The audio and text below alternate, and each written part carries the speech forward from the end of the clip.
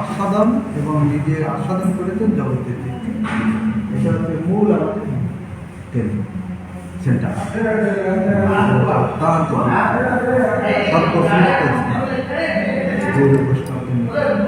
এখানে মহাপ্রভু বিপ্লব ভাবিত হয়ে এখানে করতে এই করে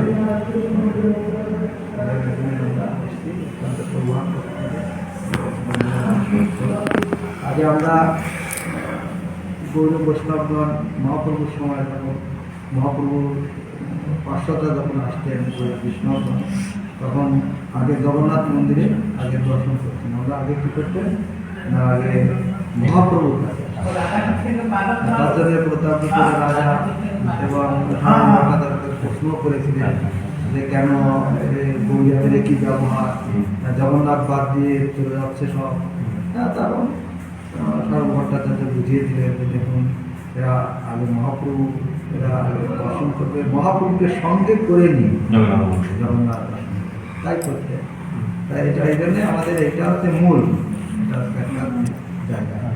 আর তারপরে তেমন একটা আভিজাত্য নেই, অনেক জায়গায় কত সাধারণ থাকে মানুষ হুমড়ি খেয়ে পড়তেছে। মহারাজ কোথাও খোল যায় না, এই গম্ভীরার খোল যায়।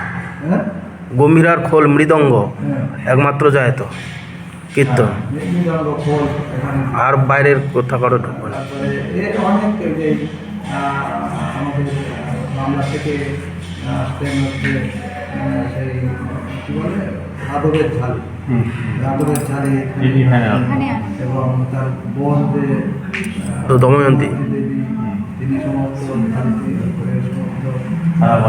সারা বছরের সেই আচার লাড্ডু কত রকমের আর মহাপ্রভু সেটা গোবিন্দ তার প্রাইভেট সেবক ছিলেন আর চেয়ে চেয়ে। আর গোবিন্দ ছিলেন হচ্ছে আমার মহাপ্রভু কি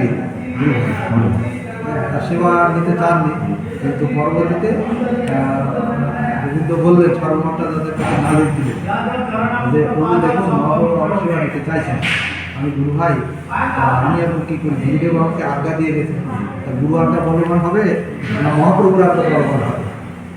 সর্বমটা যাদের জিজ্ঞাসা করলেন যে না গুরু আজ্ঞা বলবো, গুরু আজ্ঞা ধরাতে ওটা পালন করতেই হবে। কারণ ওনাকে তো আদেশ দিয়ে গেছে মহাপ্রভুর সেবা, গুরুদেব সেবা বলে ভুলে গেছে যে গোবিন্দ তুমি মহাপ্রভুর সেবা করো, আমি একটু প্রভুর সেবা করতে আমার সব।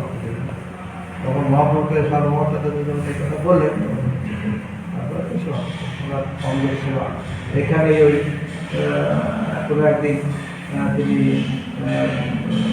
পরিক্রমা করে দর্শন করে ওই যারা কীর্তন করতে করতে ক্লাস শেষ করে তারপরে এসে রাত্রিবেলায় একেবারে দরজায় আর করে শুয়ে কারণ ভট্টাচার্য চরণটার ভিতরে বস্ত্রটা।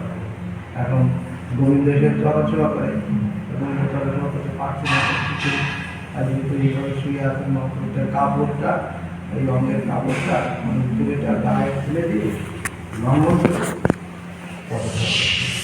অনেক রাত হয়েছে। তখন মহাপ্রভু হঠাৎ ঘুমিয়ে দেখছে যে আমার চরণে গোবিন্দ সেবা। তারপর গোবিন্দ তো বলছে গোবিন্দ তুমি সেবা করেন। তখন গোবিন্দ বলছে প্রভু আমি যাবো কি করে সেবা, কেন আসলে কি করি। তখন তিনি বললেন যে আমি এসেছিলাম আপনার সেবাতে না, এখন যেভাবে আমার সেবা, আমার সেবা অপরাধ হোক আপনার সেবার জন্য, যদি আমার অপরাধ হয় হোক নরকে পাবো, নরকে যদি যেতে হয় তাও যাবো, কিন্তু আপনার আপনার এখানে শিক্ষা দিচ্ছে।